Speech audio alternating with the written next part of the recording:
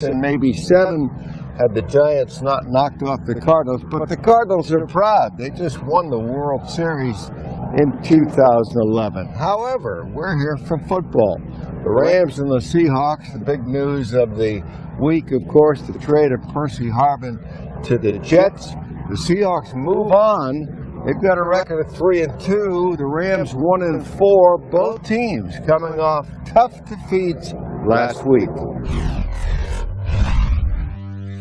When you take a loss like that, and you know you had a chance to kind of win the game, you definitely want to play again.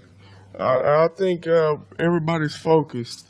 You know, I think sometimes adverse situations kind of brings you closer as a group. It makes you understand what you need to get better at. Because sometimes when you win, you don't look at the little bit of details that you really need to.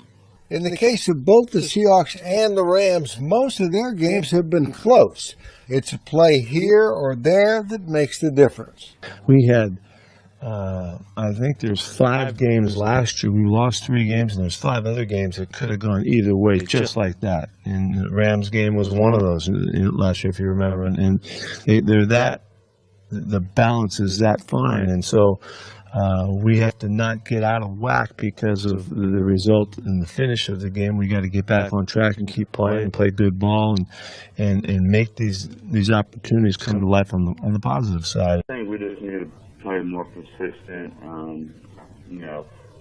against the run and the pass, and no stupid penalties that can hurt us and things like that. But like I said, guys are definitely trying to figure out what we can do to get better, because we know we're talented. Just gotta, for whatever reason, get over that little hump that we're in, little adversity we're facing right now. To get over the hump, I should say, to get to where we're trying to go.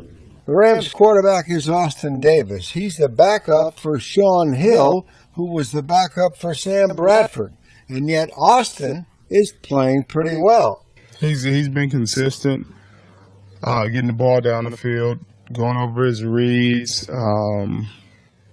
He's done a great job just doing what they need him to do, and obviously they've scored some points in some ball games, and he's brought them back, and so he's played well for being the third quarterback and not coming into the season with any expectations. On defense, the Rams are still the Rams, even though they haven't had the sacks they've had in past years.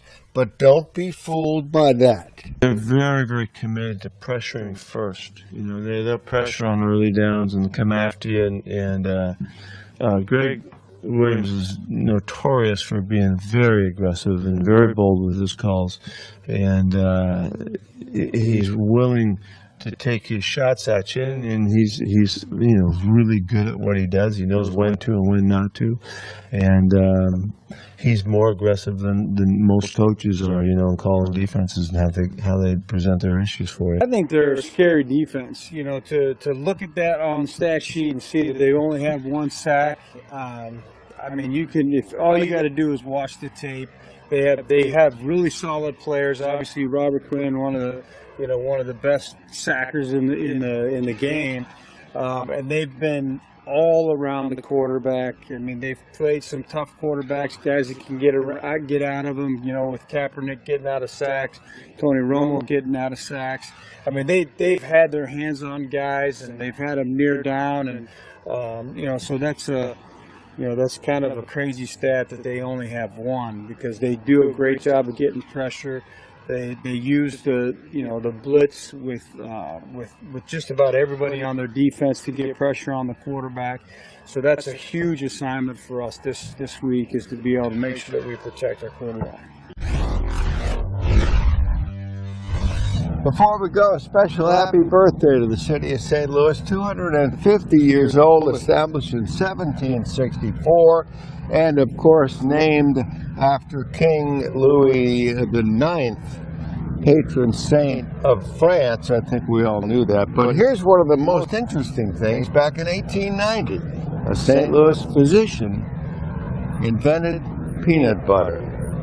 With that, we'll sign off from St. Louis, Rams and Seahawks. Kickoff 10 o'clock Seattle time Sunday. I'm Tony Ventrella, Seahawks.com.